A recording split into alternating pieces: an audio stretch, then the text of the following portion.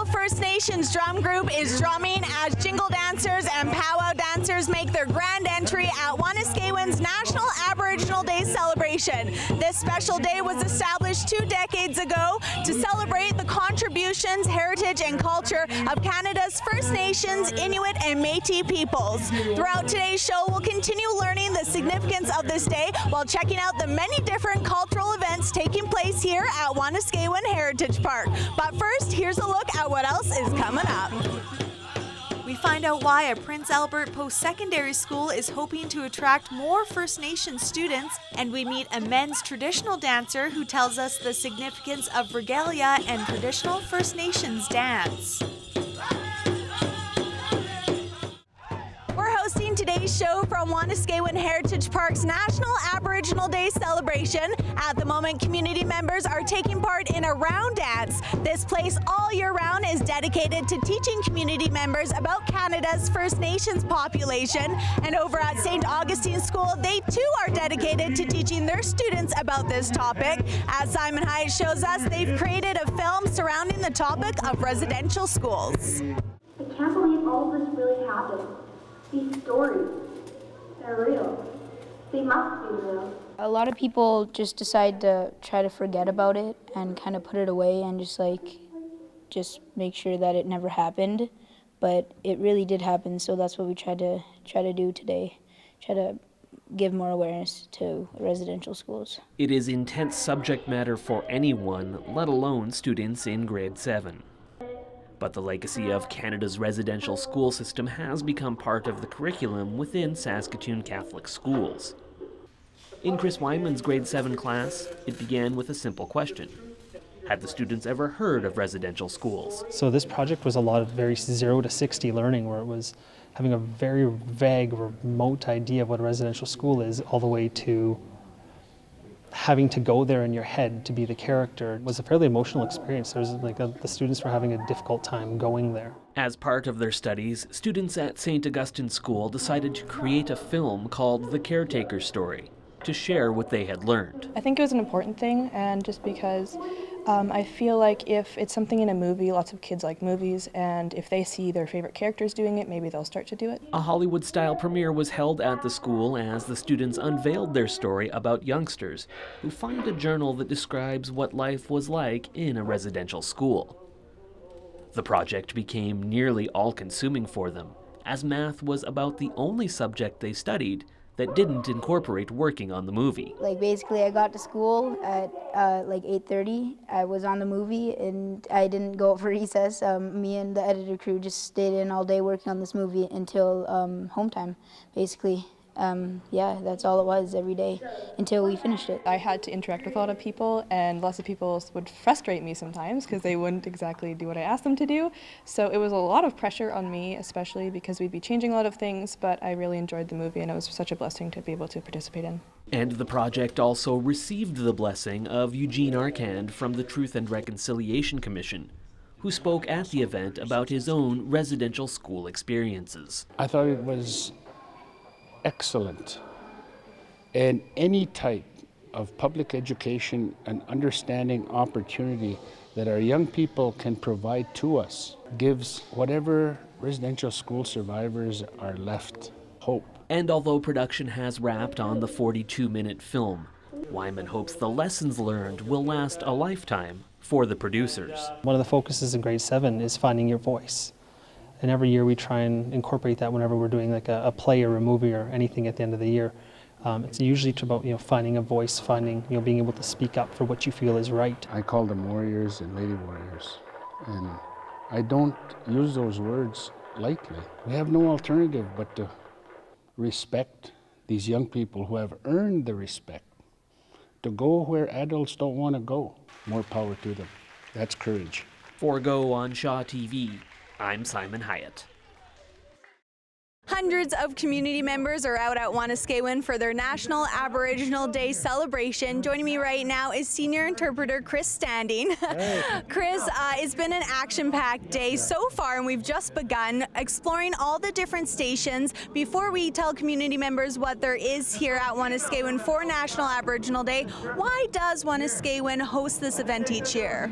You know, Wanuskewin is it's a gathering place, and it's been a place for people for hundreds of years, thousands of years, 6,000 years. But National Aboriginal Day is something we celebrate as a country, but it's been celebrated for thousands of years. It's summer solstice, longest day of the year. For some of us, we start doing our big ceremonies. Some of us will travel to big powwows, celebrations, and it's a very special day for Indigenous people, I think, all over the world. And it's something we celebrate with Canada and Saskatoon, Saskatchewan, and we invite people from around the world. We have people here from Pakistan today, and England, and numerous different places all over the world to come visit Wanuskewin. Yeah, I really enjoy seeing the many different cultures, learning about Indigenous cultures. We have some traditional dance happening behind us. That's just one of the things happening during this year's National Aboriginal Day celebration. Tell us a bit about the other stations. Also, we got the traditional games. That's with Mary Morasti. She's another interpretive guide, and we learn a little bit about how our education system was back then, learning about how to survive and hunting games, and the games are played in a fun way to develop motor skills, to develop hand-eye coordination, scream and run, lung capacity. Wow. We also have ethnobotany walk. We're learning about medicines. We're doing a step back in time walk. We're learning about the statues and the buffalo jumps. We're also making some crafts. We're going to do some pony races a little bit this afternoon. We got our barbecue going on on the patio. We have our gift shop artists are showing a little bit demonstrations, and Parks Canada is also doing some airbrush tattoos if they want to make a little bison on their arm, or make something with the Parks Canada. It's really cool. We had lots of fun things today. And why do you love this event? I know I saw you emceeing and interacting with the kids and the community members. You seem to love it up there. You know, it's Wanuskewin. We mostly interact with kids, and that's the fun part. They give us lots of energy. They're really excited to learn about our culture, learn about the history of not just First Nations people, but about Saskatoon and about Saskatchewan, because Northern Plains really is about teepees. It's about bison. This is the original culture of this territory, right? Of Saskatoon, southern Saskatchewan, and I think Saskatchewan is really embracing that a lot more. Saskatoon is, especially with the schools. The schools love it, and they learn so much about our culture. And anywhere you visit in the world, you want to learn about. When you go to Hawaii, you want to experience the culture. You go to Italy, you want to experience the culture. Saskatoon's the same thing. We learn about First Nations Indigenous culture here at Wanuskewin. Yeah. Absolutely. Always a good time here at Wanuskewin. Of course, you can come here all year round to learn about Canada's First Nations population. Head to wanuskewin.com. And I know you have a powwow coming up in August, so that'll be a lot of fun. Are you going to be a part of that? Yeah, I'll be a part of that as well. I'll probably kind of more behind the scenes. I've been dancing 25, 26 years. Oh, wow. Chris, thanks so much for taking a moment to chat with us. For sure. Thanks for coming.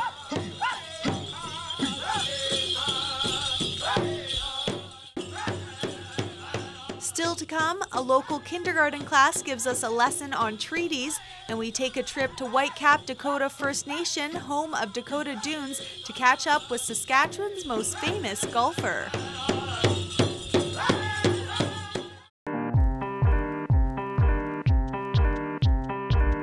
It's where you live. Shaw TV, your local voice.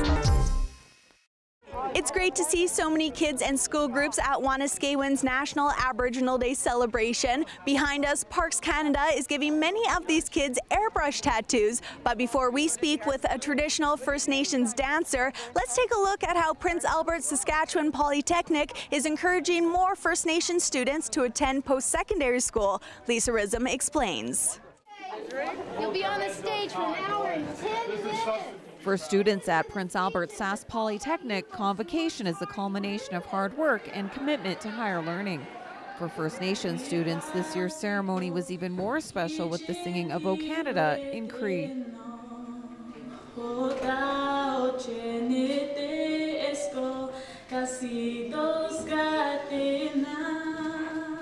Graduate Tristan Grey Eyes sang the national anthem.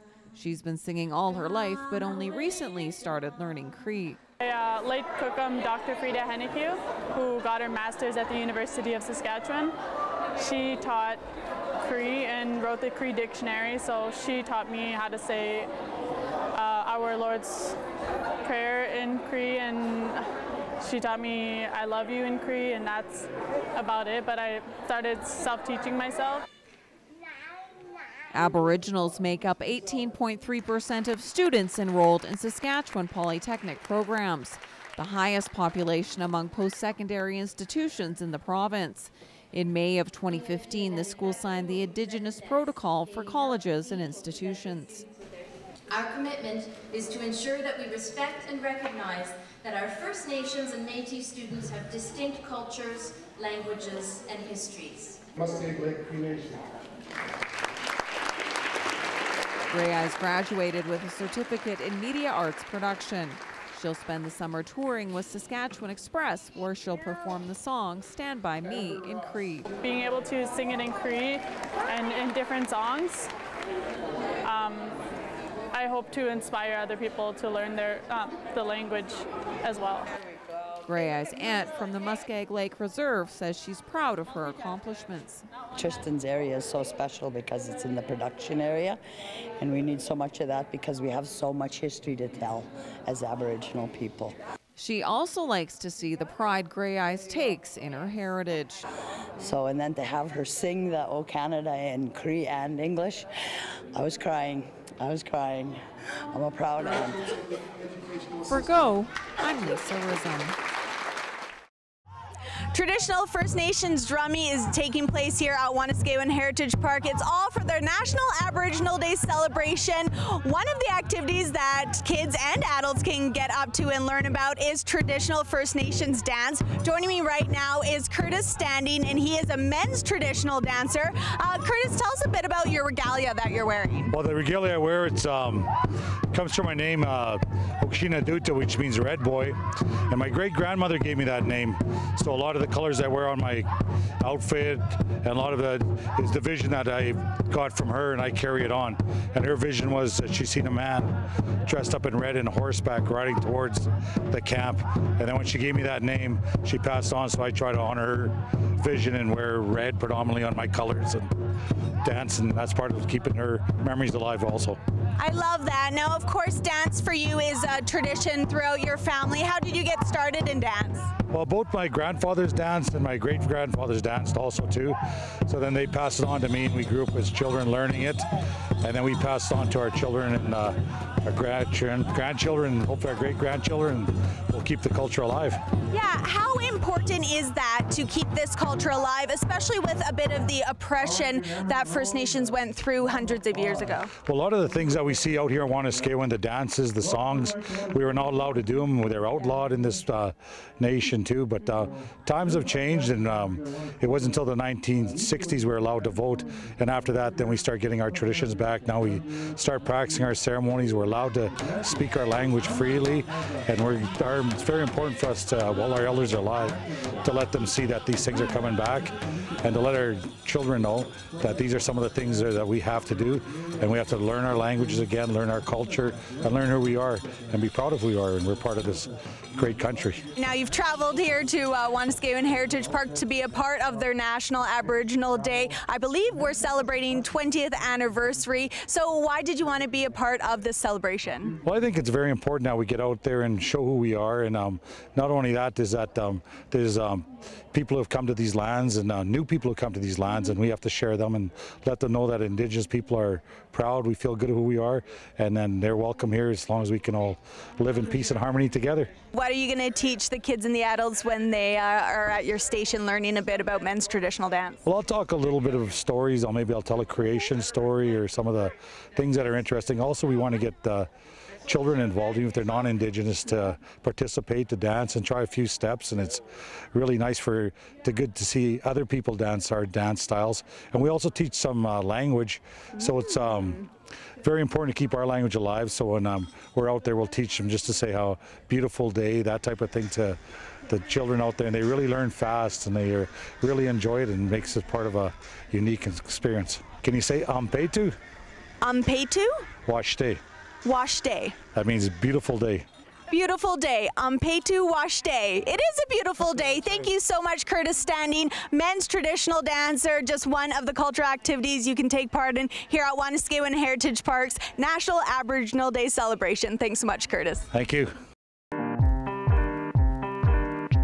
Creating local TV that matters to your community. Shaw TV, your local voice. We are at Wanuskewin for today's show, and as you can see, many school groups are also here celebrating National Aboriginal Day. Wanuskewin, of course, is part of Treaty 6 territory, but how much do you actually know about treaties? Well, as Simon Hyatt shows us, we could all learn a thing or two from a local kindergarten class. This way, any teacher that says, well, it doesn't connect, yes, it does. The importance of recognizing our treaty system can't be overstated. But this series of agreements that helped shape our country have a complicated history and contain complex concepts that can make them difficult to teach. I know we have inquiries all the time from teachers from throughout the province struggling with this dilemma of a lack of resources and how to teach treaties, especially to younger children, younger students. But at Bishop Klein School, they may have just figured out a way to impart these lessons to their youngest scholars. Lyndon Linklater used his storytelling skills to make treaties relatable to these kindergarten students. He spoke to them at the level about the sharing, which is a principle of treaty, about the relationship to the land. And it was just amazing to hear him teach. And then I listened and observed. And then I took his teachings and I created this symbolism. Métis artist Leah Dorian then took what the students learned to create this mural. I was a little bit nervous because, you know, acrylic paint and, you know, this is permanent paint with kindergartens and a big mural project that we were going to undertake. I was a bit excited and nervous, and in the end, though, the kids were amazing. The work of art contains thumbprints of the young students, images and words related to treaties, plus the outline of Treaty 6 territory, which includes Saskatoon. The lessons were so effective, they even bled into the creative process itself. I think I've learned a lot, too, of how to work with that age group and how to teach art making and working together. So we literally lived the teachings of working together and sharing as we made the mural, and that's a great experience for me. What you guys did is really a good thing in the world. It's an act of reconciliation, that we all understand what treaties are and what that they are agreements that lived on forever. These kids understand that. We need the rest of society to understand that the treaties are forever. We are all treaty people if we live in this land. For Go on Shaw TV, I'm Simon Hyatt. Preparing bison meat using a traditional smokehouse is an important First Nations practice. Coming up, we'll learn about the significance of traditional drumming. But first, did you know one of the most successful First Nation businesses is the Dakota Dunes Golf Course just south of Saskatoon? As Simon Hyatt shows us, this week they're holding the Dakota Dunes Open, which features a very special guest from the PGA Tour.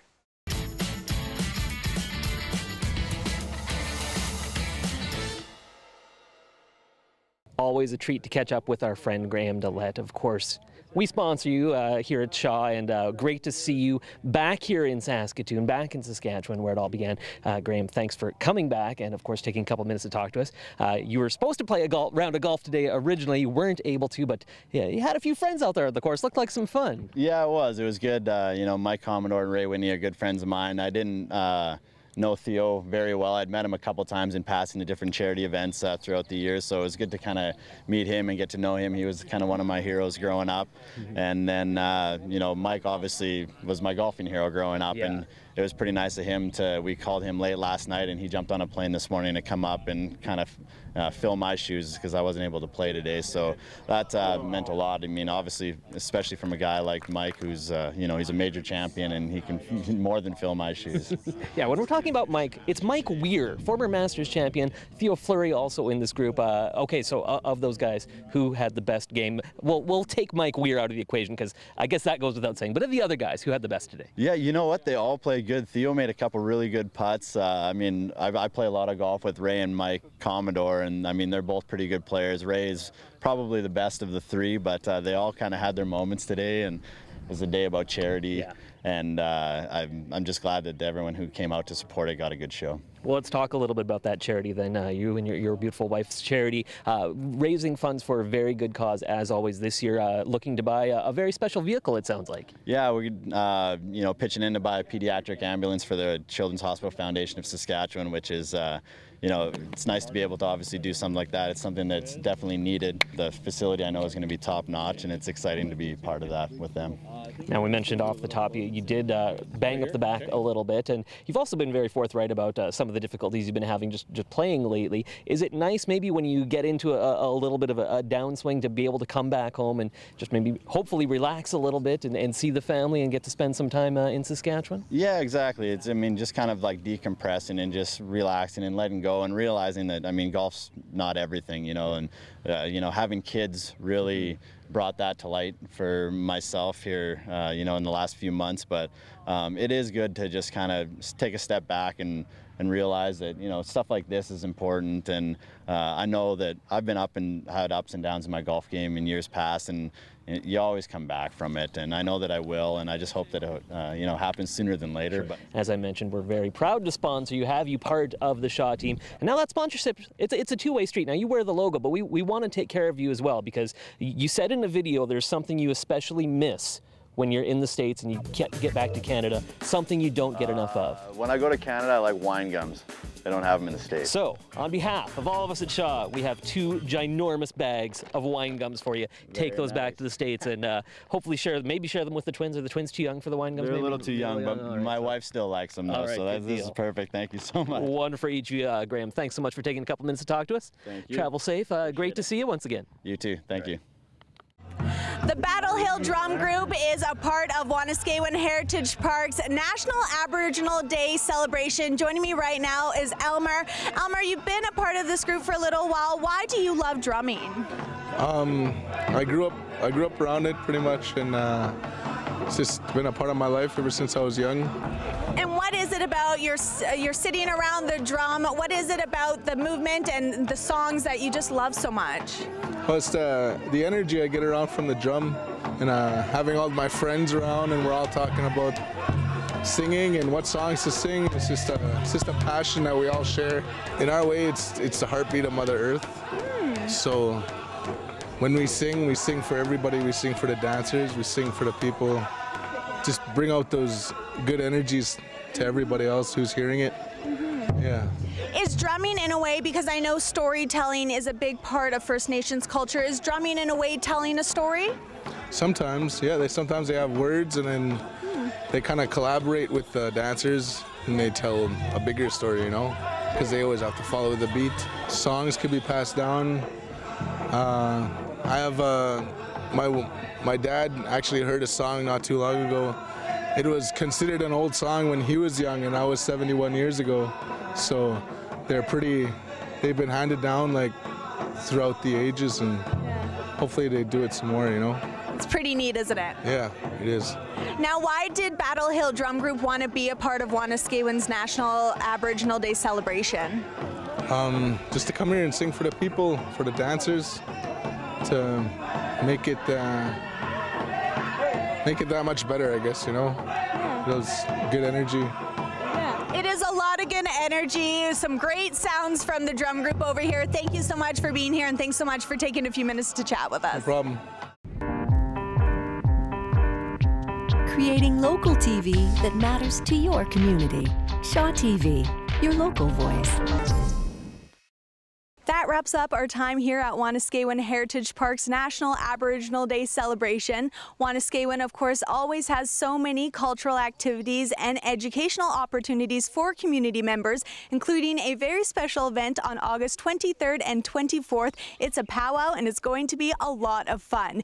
If you head to wanuskewin.com, you can get all of that information. Thanks so much for joining us on today's Go on Shaw TV. I'm your host, Janella Hamilton. Bye-bye for now.